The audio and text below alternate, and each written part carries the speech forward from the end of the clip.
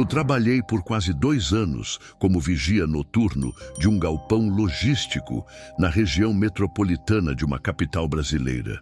Era um lugar enorme, desses que funcionam de dia com caminhões entrando e saindo o tempo todo, mas que à noite ficam completamente vazios. Só ficava eu, mais um colega em outra guarita e as câmeras. Meu turno começava às 10 da noite e ia até 6 da manhã. No começo, parecia um trabalho tranquilo. Andar pelos corredores, conferir portas, olhar as câmeras e anotar qualquer movimentação estranha. O problema é que depois da meia-noite, aquele lugar mudava completamente de atmosfera. O silêncio era tão pesado que dava para ouvir o próprio coração batendo. Naquela noite específica, estava chovendo fraco. A iluminação externa ficava refletindo nas poças do pátio e o vento fazia as placas de metal rangerem. Meu colega estava na guarita principal, perto do portão. Eu fazia a ronda interna entre os galpões. Por volta de 1 da manhã, notei algo estranho nas câmeras. Uma das portas laterais, que deveria estar lacrada, aparecia entreaberta. Isso não era normal. A gente trancava tudo às 7 da noite, sem exceção. Peguei meu rádio e chamei meu colega. Ele disse que não tinha visto ninguém entrar e que o portão estava fechado. Então ficou decidido que eu iria até lá verificar. Quando cheguei no corredor que dava acesso à porta, senti um cheiro estranho. Um cheiro de coisa velha, meio mofada, misturado com suor. Não era comum naquele setor, porque ali não circulava ninguém fazia meses. Empurrei a porta devagar. Ela abriu fazendo um rangido longo, desses que parecem ecoar no prédio inteiro. O ambiente estava escuro, só com a luz de emergência, e foi aí que vi algo no chão. Um pedaço de papelão, uma garrafa de água vazia e restos de comida. Alguém tinha estado ali. Meu primeiro pensamento foi, invasor tentando roubar algo. Mas aquilo parecia mais improvisado. Como se alguém tivesse passado a noite ali. Avisei pelo rádio e continuei andando, com a lanterna na mão. Quanto mais eu avançava, mais sinais apareciam. Uma mochila velha jogada num canto, uma blusa suja e um colchão fino encostado na parede. Eu comecei a suar frio. O galpão era grande demais para alguém entrar sem ser visto, mas alguém claramente tinha entrado. Quando iluminei atrás de uma pilha de pallets, vi uma coisa que até hoje me dá um aperto no estômago. Uma sacola cheia de objetos pessoais, escova de dente, documentos amassados e um celular quebrado. Na hora, eu pensei que podia ser um morador de rua que tinha se escondido ali. Mas o que me deixou inquieto foi o documento.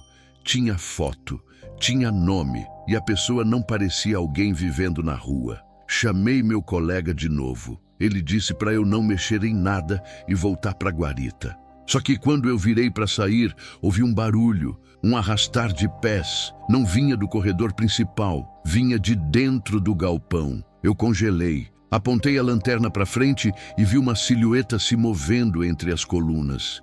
Era alguém agachado, tentando não fazer barulho. Quando a luz bateu direto, a pessoa levantou a cabeça. Era um homem. Magro demais, olhar perdido, barba por fazer. Ele levantou as mãos e disse, calma, eu não vou fazer nada. Minha voz saiu falhando quando perguntei o que ele estava fazendo ali. Ele respondeu que só precisava de um lugar para dormir e que não tinha mais para onde ir. Eu mandei ele sair. Disse que aquele lugar tinha câmera e que eu ia chamar a polícia. Ele começou a andar devagar na minha direção, dizendo que precisava pegar as coisas dele. Foi aí que percebi algo estranho. Ele não parecia confuso, parecia nervoso, como se tivesse sido descoberto. Quando ele passou por mim, senti um cheiro forte de ferrugem e sujeira. Ele saiu pela mesma porta que eu tinha entrado. Voltamos a trancar tudo e meu colega chamou a polícia. Eles vieram, deram uma volta pelo pátio, mas não encontraram ninguém. A gente achou que tinha acabado ali, mas não acabou. 2 dias depois, a polícia voltou ao galpão durante o dia. Eles perguntaram se alguém tinha encontrado uma mochila ou documentos. Eu contei o que tinha visto. Então, um dos policiais me mostrou uma foto no celular. Era o mesmo homem. Ele estava sendo procurado por envolvimento em um sequestro ocorrido semanas antes numa cidade vizinha. A vítima tinha sido mantida em um galpão abandonado muito parecido com o nosso, antes de conseguir fugir. O homem tinha sido visto andando perto de áreas industriais, ou seja, ele provavelmente estava se escondendo ali. Naquele momento, eu entendi por que o ambiente parecia improvisado. Ele não estava só dormindo, estava se escondendo. O que mais me perturbou foi perceber que eu fiquei sozinho naquele espaço com alguém que a polícia procurava por um crime grave. Eu não sabia se ele estava armado, não sabia o que ele tinha feito exatamente, e ele sabia que eu trabalhava ali. Depois disso, comecei a notar coisas estranhas no turno da noite. Barulhos em áreas onde eu já tinha passado. Portas que eu jurava ter trancado, mas apareciam destrancadas. E às vezes, marcas de passos perto da porta lateral. Nunca mais vi o homem, mas durante semanas trabalhei com a sensação de que alguém estava observando. Pedi transferência de posto depois de um mês. Até hoje, quando lembro daquela silhueta saindo da escuridão do galpão, penso em uma coisa. Se eu tivesse entrado alguns minutos antes, ou se ele tivesse decidido não sair, eu provavelmente estaria contando outra história, ou não estaria contando história nenhuma. Se você gosta de ouvir relatos como esse, não se esqueça de seguir e deixar o like no vídeo. Isso ajuda muito o canal.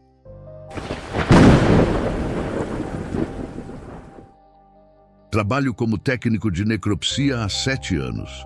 Comecei por necessidade, continuei por costume. Muita gente acha mórbido, mas a verdade é que depois de um tempo, o morto assusta menos que o vivo.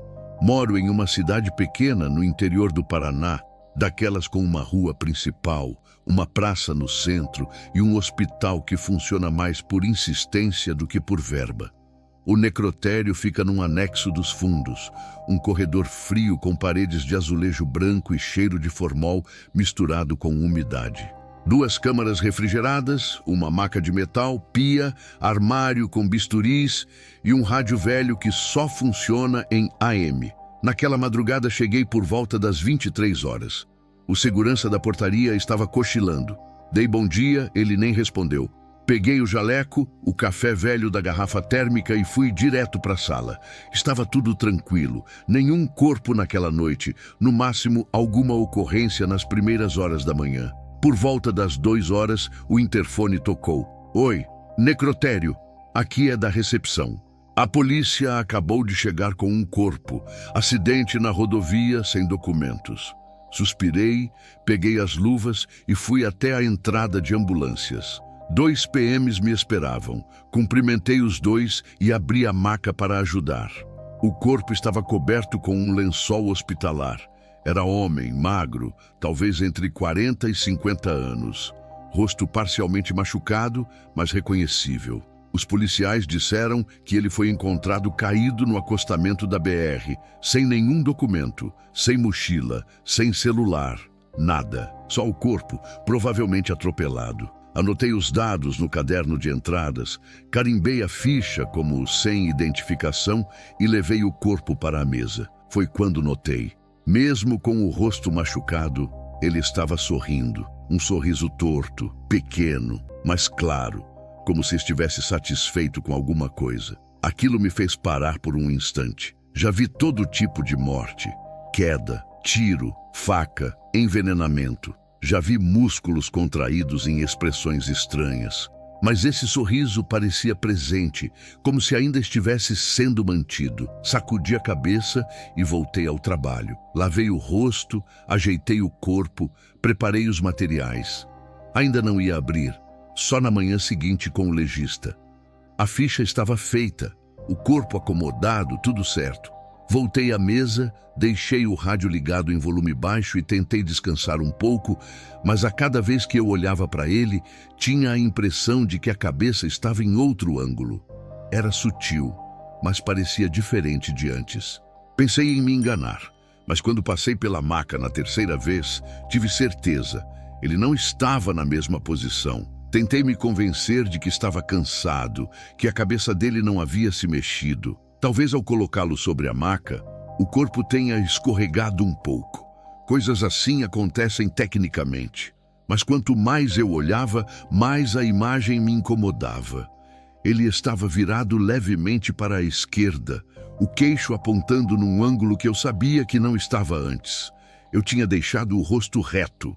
Sempre deixo, por procedimento, por respeito, e aquele maldito sorriso continuava. Sacudi a cabeça e fui até o armário. Peguei um lençol limpo e com calma cobri o corpo, devagar, do pescoço até os pés. O pano branco apagava o sorriso, a expressão, o incômodo. Aquilo me deu uma falsa sensação de controle, fora da vista, fora da mente. Voltei à pia, organizei algumas pinças, limpei um bisturi que estava mal lavado da necropsia anterior, só para não olhar de novo. Me sentei no banco encostado na parede, próximo ao rádio, que tocava uma música sertaneja antiga em volume baixo. O tic-tac do relógio marcava 2h48. A madrugada não passava. Quase cochilei, mas um som me acordou de repente, como se uma bandeja de inox tivesse vibrado, com alguma coisa caindo. Levantei devagar. Os instrumentos que eu havia guardado estavam exatamente onde eu deixei, intactos. Mas o som tinha vindo dali, ou parecia. Olhei em direção à maca. O lençol ainda cobria o corpo, mas algo me incomodou. A dobra da lateral direita, que antes caía reta até quase tocar o chão, agora estava puxada para cima, como se alguém tivesse se mexido debaixo dele. Engoli seco. Fui até lá, levantei o lençol devagar e então percebi. Ele estava olhando para mim. Antes o rosto estava inclinado levemente para o lado. Agora estava alinhado com o meu corpo, os olhos semicerrados, o mesmo sorriso torto. Fechei o lençol novamente, dei 2 passos para trás e voltei a me sentar. A luz da sala piscou. 1 segundo só, mas suficiente para me assustar. O rádio chiou forte. Por cima do chiado, por um instante, ouvi algo que não era música, uma voz baixa, um sussurro. Depois, um ranger metálico vindo da maca, como se algo ali tivesse mudado de lugar de novo. Eu não queria olhar de novo. Já tinha visto o suficiente. O rosto que parecia ter mudado de posição, o lençol puxado de maneira estranha, o chiado no rádio, a luz piscando sem razão. Tudo indicava que algo ali dentro não estava como deveria estar. Mas sair significava admitir que eu estava com medo. E medo naquele lugar é um luxo que a gente não pode se permitir. Levantei e fui até o rádio. Girei o botão de volume até o fim. O chiado sumiu, mas não o desconforto. A sala parecia ter mudado de temperatura. Não estava mais só fria. Estava densa, como quando a gente entra numa casa onde houve briga. O ar pesa, o corpo reage sem saber por quê. Me forcei a checar a papelada. Ficha de entrada, horário da ocorrência, identificação. Desconhecido, sexo masculino, vítima de atropelamento. Não havia nada de incomum, pelo menos no papel. De repente, um estalo único ecoou da parede oposta. 1 segundo preciso, como se algo tivesse sido derrubado ou se movido sozinho. Gelei, virei para a maca. O lençol estava como antes, esticado, mas alguma coisa estava diferente. A forma sob o pano, o volume do tronco parecia mais elevado. Me aproximei devagar e então notei. Os braços estavam cruzados sobre o peito. Eu não tinha feito isso. Quando o corpo foi trazido, os braços estavam ao lado. Eu lembrava com clareza. Ajeitei para deixá-lo reto. Nunca cruze os braços sem motivo. É um gesto simbólico que só usamos depois da necropsia, antes do envio ao IML. Me aproximei com mais cuidado e entre os braços cruzados, algo brilhava. Debrucei lentamente. Havia um objeto metálico fino, de uns 7 centímetros, meio enferrujado, com uma etiqueta colada. Era uma daquelas plaquetas de necrotério usadas em hospitais antigos. Mas havia um problema. Fiquei um tempo olhando aquela plaqueta. Era antiga, enferrujada, com uma etiqueta branca quase apagada, mas o que ainda dava para ler era suficiente. Meu nome completo e no campo da data de óbito, 18 de março. O dia seguinte, tive vontade de deixar onde estava, fingir que não vi, mas peguei por impulso, talvez por medo. Guardei no bolso e me afastei da maca. Sentei na cadeira do canto tentando respirar. Criar uma explicação. um erro, uma pegadinha, um registro antigo perdido. Nenhuma dessas hipóteses se encaixava no que eu tinha vivido ali. A luz da sala piscou, um estalo seco. Quando olhei para a maca, ela estava vazia. O corpo tinha sumido, sem barulho, sem aviso. Só o vazio metálico refletindo a claridade fria da lâmpada. O lençol estava no chão, embolado, como se tivesse sido derrubado com pressa, dobrado de forma irregular, estendido até perto da parede. Não havia sinal de sangue, nem marcas, nem nada. Simplesmente desapareceu. Não pensei duas vezes. Peguei minha mochila, tirei a plaqueta do bolso e, num impulso quase automático, joguei no lixo de metal ao lado da pia. Não queria aquilo comigo. Não queria que ninguém soubesse. Só queria que sumisse junto com tudo o que aconteceu ali. Abri a porta e saí sem olhar para trás. Na recepção, entreguei a chave ao técnico da manhã e inventei uma desculpa qualquer. Disseram que tudo bem, que eu parecia meio pálido. Talvez tenha sido gentileza, talvez tenha sido verdade. Nunca mais voltei ao necrotério. Hoje trabalho numa funerária pequena, cuidando de velórios e rituais tranquilos. Ninguém sorri, ninguém se mexe, e até agora nenhum corpo me olhou de volta. Se tudo aquilo foi real ou se foi coisa da minha cabeça, eu não sei, nunca vou saber. Mas todo dia 18 de março, sem falhar, eu acordo no meio da madrugada. Acordo com a sensação nítida de que tem alguém no escuro do quarto, em pé, me olhando em silêncio. Nunca mais falei sobre aquela noite com ninguém. Não sei se alguém encontrou a plaqueta no lixo. Se sim, nunca me perguntaram nada. E eu também nunca procurei saber. Hoje só evito pensar demais no que vi ou no que achei que vi. Mas de tempos em tempos, alguma coisa me puxa de volta. Um cheiro de formol, o barulho do rádio chiando, um lençol mal dobrado. E quando chega março, eu já nem durmo direito, porque tem coisas que não acabam quando a gente vai embora. Algumas ficam ali, esperando no escuro, no frio, no silêncio.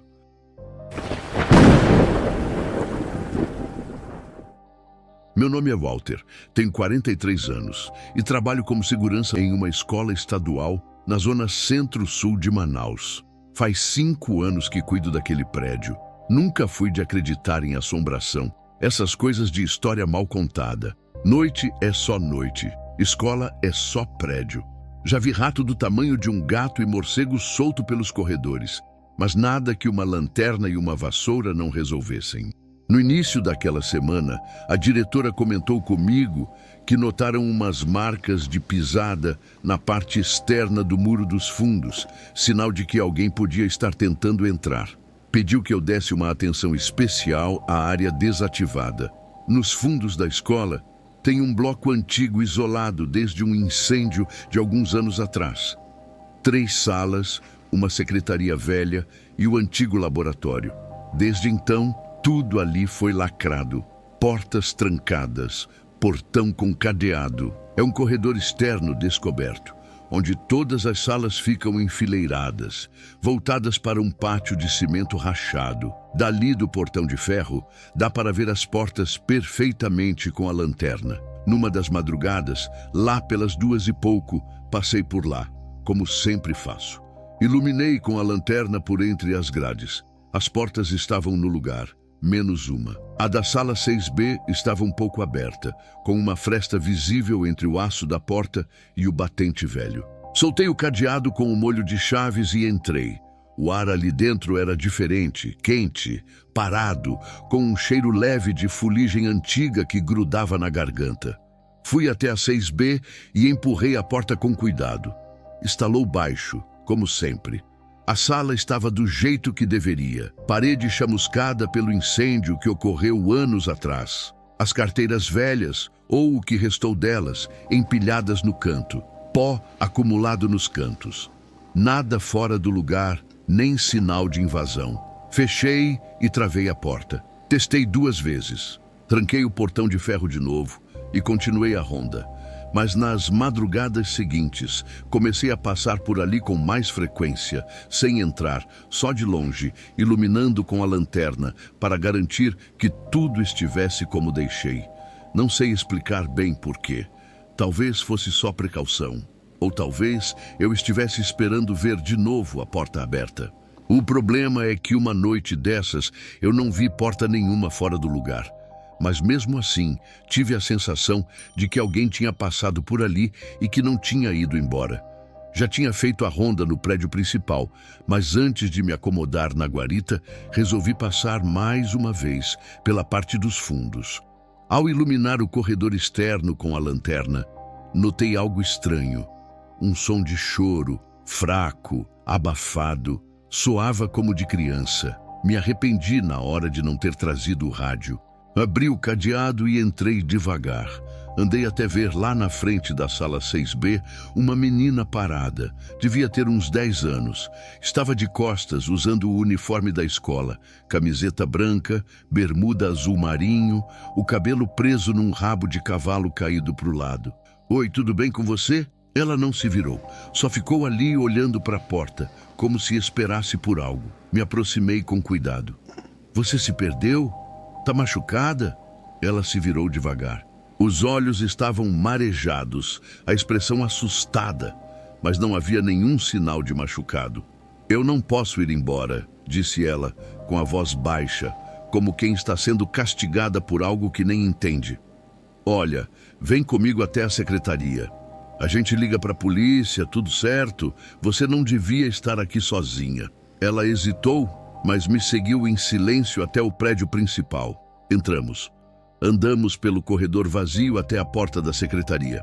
Abri com minha chave e pedi que ela esperasse sentada na poltrona ao lado da mesa. "Fica aqui, tá bom? Vou pegar um pouco de água para você." Ela não respondeu. Só me olhou. Deixei a porta aberta e fui até o bebedouro que ficava no corredor. Levei menos de 1 minuto. Quando voltei, ela não estava mais lá. A poltrona vazia, a porta ainda aberta, o corredor em silêncio. Minha primeira reação foi correr até a mesa e pegar o telefone. Liguei direto para a central da PM. Falei rápido que uma menina apareceu na escola, que estava sozinha e que havia sumido. Pedi que mandassem uma viatura com urgência. Depois disso, comecei a procurar. Vasculhei banheiro por banheiro, corredor por corredor, pátio, guarita. Voltei até a parte dos fundos. Nada, nem rastro, nem som, nem sinal. Não demorou muito para a viatura chegar. Ouvi o motor vindo da rua lateral e fui até o portão principal para abrir. 2 policiais desceram. Os 2 com aquela postura firme, mas tranquila, sem ironia, sem pressa. Expliquei tudo o que tinha acontecido. Que uma menina apareceu dentro do bloco desativado com o uniforme da escola, sozinha, chorando. Contei que ela tinha dito que não podia ir embora e que desapareceu quando fui buscar uma água para ela. Um dos policiais, o mais alto, me perguntou: "Tinha sinal de arrombamento, senhor?" "Nenhum", respondi. "Eu mesmo tenho todas as chaves." O portão da parte desativada estava trancado. Só fui lá porque ouvi o choro. "E alguém mais viu a menina?" perguntou o segundo policial. "Não, só eu estou no plantão à noite." Eles pediram para dar uma olhada na escola. Abri as portas, acompanhei os 2 pelos corredores, pelas salas principais, banheiros, refeitório, tudo. Lanternas apontando para todos os cantos. Nenhum sinal da garota. Depois seguimos até o bloco desativado. Abri o cadeado, mostrei o corredor. A sala 6B. Tudo estava como eu havia deixado. Trancado, sem pegadas, sem vestígio nenhum de que alguém tivesse passado por ali. Um dos policiais comentou enquanto fazia anotações: "Pode ser que ela tenha se assustado, senhor. Criança sozinha de madrugada, talvez correu para fora quando o senhor saiu da sala." Concordei, mas respondi com calma. "Mas eu deixei a porta da secretaria aberta. Se ela tivesse saído, eu teria visto." Eu voltei rápido. O outro policial olhou em direção ao portão. "Vamos fazer o seguinte, vamos sair e fazer uma ronda no entorno da escola. Se ela saiu, pode estar por aí nas redondezas, assustada. Se virmos algo, a gente entra em contato." Fiz que sim com a cabeça e acompanhei os 2 até a saída. Eles me agradeceram, entraram na viatura, deram partida e saíram da escola. Fiquei ali por alguns segundos com a mão no portão ainda entreaberto, olhando a rua vazia. Depois fechei tudo, tranquei de novo e voltei para dentro. Anotei o ocorrido no relatório com o máximo de detalhes que pude lembrar, mas por mais que eu escrevesse, não tinha como descrever direito a sensação que ficou. Até então, eu achava que tinha visto uma menina perdida, assustada, mas naquele momento comecei a me perguntar se ela realmente tinha saído, ou se ainda estava ali, em algum lugar onde eu simplesmente não podia ver. A madrugada seguiu esquisita depois que os policiais foram embora. Revisei todas as portas mais uma vez, só para garantir. Estava tudo no lugar. Mesmo assim, eu não conseguia ficar parado. Levantei, sentei, andei em círculos. Era como se algo estivesse fora do eixo, não visível, mas presente. Pensei em reler o relatório, mas deixei de lado. Ficar olhando para o papel não ia mudar o que eu tinha visto.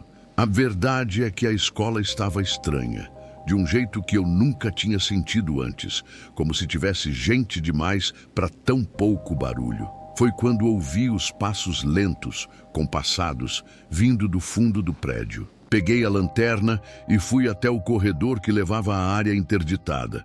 O portão de ferro ainda estava trancado.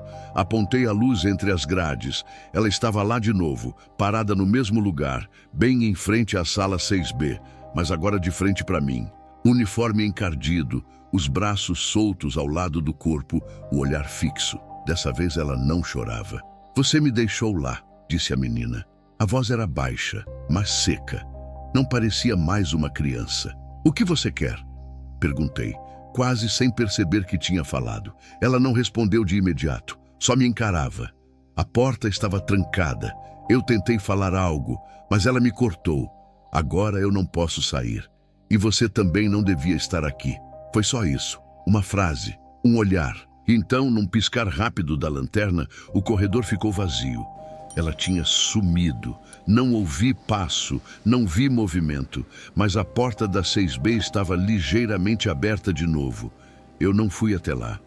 Tranquei o portão com mais força do que o normal. Voltei devagar até o prédio principal e esperei o relógio marcar a hora de entregar o turno. O sol começava a dar sinal no horizonte quando meu turno terminou. Os primeiros alunos da manhã já estavam chegando, com o uniforme amarrotado, cabelo molhado de banho recente e mochila nas costas. Os professores começavam a ocupar as salas da frente. Era sempre assim, a cidade acordando enquanto eu encerrava mais uma madrugada sozinho. Mas aquela noite não tinha sido como as outras. Fiquei um tempo parado, tentando decidir se falava ou não. E quando a diretora chegou, mais cedo que o habitual, resolvi encarar de frente. "Diretora, posso falar com a senhora rapidinho? É importante." Ela percebeu pelo meu tom que não era rotina. Sentamos na sala dela e eu contei tudo. Falei da menina que apareceu no bloco antigo, que ela estava sozinha, chorando, e que tinha desaparecido logo depois. Contei que chamei a polícia, que revistaram tudo e não acharam ninguém, e que mais tarde ela apareceu de novo, diferente. Falou coisas que eu não conseguia entender direito, como se me culpasse. Ela ouviu tudo com calma. Não me interrompeu. Só no final falou séria. "E isso aconteceu na área desativada, em frente à sala 6B?" Ela ficou em silêncio por alguns segundos. Depois, se ajeitou na cadeira. "Aquela sala está fechada desde o incêndio. Já tem alguns anos. Você ainda não trabalhava aqui na época. Foi uma tragédia." Ela continuou. "Uma aluna ficou presa durante o fogo. Não conseguiram tirá-la. Disseram que a fumaça tomou tudo muito rápido e que ninguém ouviu os gritos a tempo. O nome dela era Beatriz. Tinha 10 anos. Aquilo me atingiu de um jeito difícil de explicar. Não foi só pela coincidência. Foi pela forma como a garota me olhou naquela noite, como se estivesse esperando alguém vir e ninguém veio." A diretora finalizou com uma expressão contida, quase constrangida. "Não gosto de alimentar esse tipo de história. A escola tem crianças, professores, mas se voltar a ver alguma coisa, me avisa. A gente pode reforçar o isolamento daquela parte." Assenti, respeitando o tom dela. Me despedi e saí da sala. O corredor agora estava cheio de vida. Vozes, passos, cadeiras sendo arrastadas. Mas lá no fundo, perto das salas interditadas, o ar continuava parado, intocado, como se estivesse esperando. Naquela manhã, percebi que o que vi talvez nunca fosse explicado, mas eu sabia o que tinha ouvido. Fiquei sabendo depois dos detalhes do incêndio. A Beatriz tinha entrado na sala mais cedo naquele dia. Ninguém viu. Quando o fogo começou, a porta travou. Ela ficou presa. Disseram que ninguém ouviu os gritos. Agora eu entendo por que ela me olhava daquele jeito. Ela não estava pedindo socorro. Já tinha gritado uma vez e ninguém veio. Ela estava ali porque ainda esperava por alguém. Alguém que ouvisse, e naquela madrugada fui eu. Antes de desligar esse vídeo, compartilha com a gente. Se fosse você ali, sozinho, naquela madrugada, teria feito diferente? Se você gostou desse relato, deixa o like. É assim que eu sei que você gosta e quer ouvir mais. Se inscreve no canal para não perder as próximas histórias reais que só aparecem quando o mundo fica em silêncio. Te espero no próximo vídeo.